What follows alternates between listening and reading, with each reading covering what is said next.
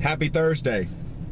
Man, I may have to switch to the other camera because the vlog camera that I purchased doesn't adjust light very well, but you know, that's just a probably should just buy a new camera, you know, whatever. Need another one for freeboarding anyway, might as well use both, but use it for both purposes. So check this out. I was listening to one of Elliot Host's videos this morning, and he was talking about confidence, and it just made me think. You know, he said what he wanted to say, but I'm gonna say what I want to say because that, you know, but it does come off of his stuff, and I do think that you should check out his stuff because his stuff is amazing. It's just on another level. So, but what I got to thinking about was this idea of confidence and creativity. And it really does kind of go into what I was talking about yesterday, kind of. But, you know, you have to find what inside of you, or physical appearance, whatever it is, that, you know, what it is that you have to radiate that is going to, you know, make you feel that feeling of confidence, that energy of confidence, that, you know, I can do this, or I have this, or this ability is mine, or this look is mine. And not in a vain sense, because we don't want to be vain, but at the same time, we do need to possess confidence if we want to go out in the world and make things happen. Because, I mean, I believe personally, you know, for myself, that it starts with you. You know, it starts with, you know, how do you feel when you walk into a room with a bunch of people? How do you feel when you're walking down the street? How do you feel when you start to speak? Do you feel confident enough that you can articulate in a way that others are going to respect you and respect your knowledge base and respect your life experience and wisdom? If you don't have that kind of confidence, how are you going to be a leader? And part of putting, you know, something, your thing, into action is leadership. You know, because just like I said before, you're not going to be able to do it on your own. Everyone needs someone. Everyone needs someone.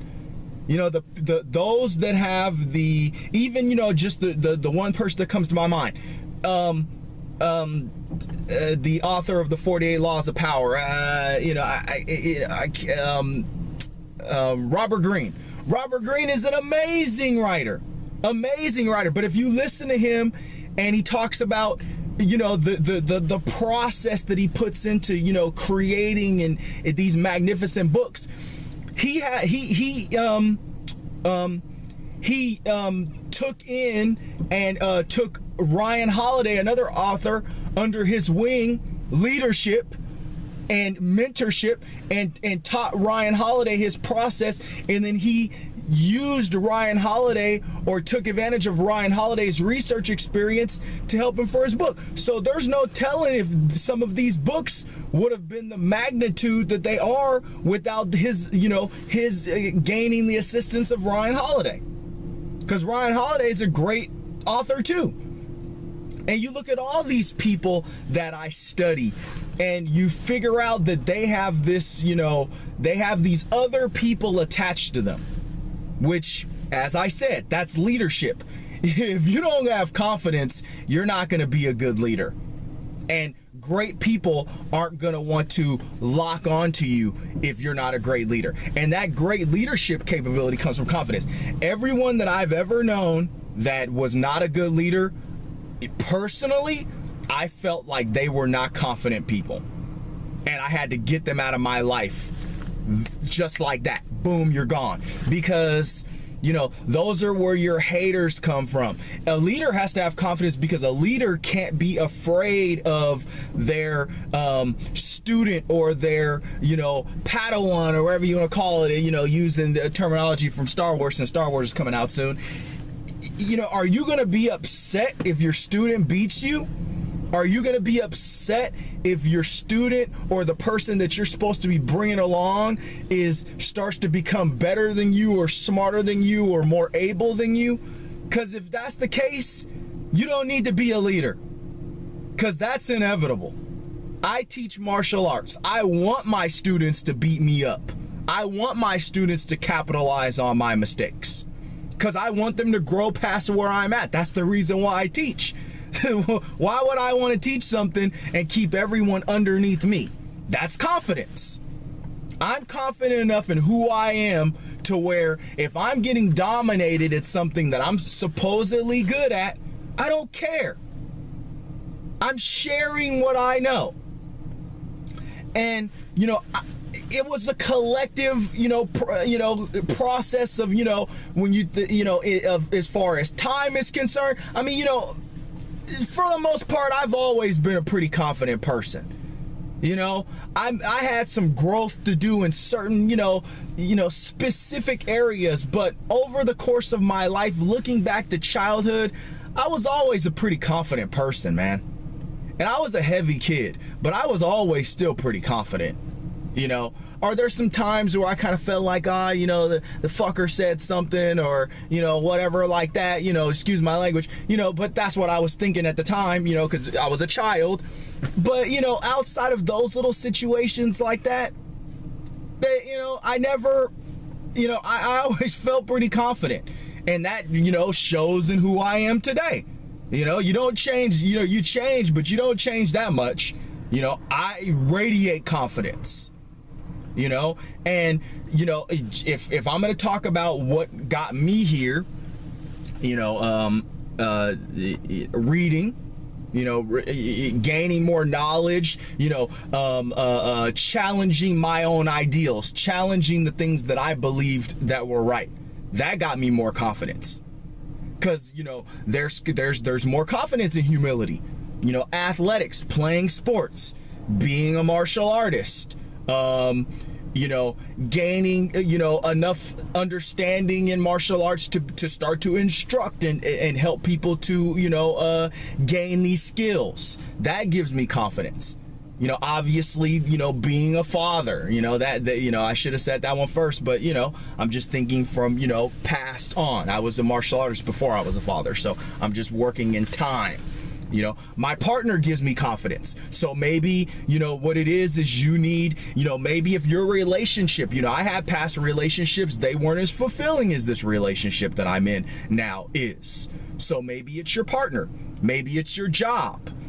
I've had jobs in the past where I didn't feel like I was maximizing my capabilities. And so, those jobs had to go because they didn't resonate with who I was. And this idea of, congruency, do you have congruency? Because that, confidence comes from that too. See, another thing about me, because we're talking, I'm just giving you, my ideas is, I make sure to do what I say, and I make sure to stick to my values no matter what. The people around me. If you don't want me to stick to my values for whatever reason, you're out of my life. It's that simple. And we have to become that way, folks. We can't be just dilly-dallying through life. It's like I've said on other videos. Do you want adult relationships or do you want middle school, elementary, high school level relationships? You're an adult. You have your children, if you have children, you have your children looking to you for the guidance of how to choose their friendships. You have, nephews, nieces that may look up to you. They're looking to you to show them the way. They're looking to you to build that confidence within themselves. When my son sees me, he sees a man walking with his head high. He sees a man speak with confidence and with conviction in his voice. That's who I decided that I needed to become once I had a child. I wasn't the same way before I had a kid. I wouldn't have made these videos before I had a kid because I didn't care. I was worried about other things. I wasn't worried about who's watching me. Who do I have to set an example for? Which is another thing that gives me confidence.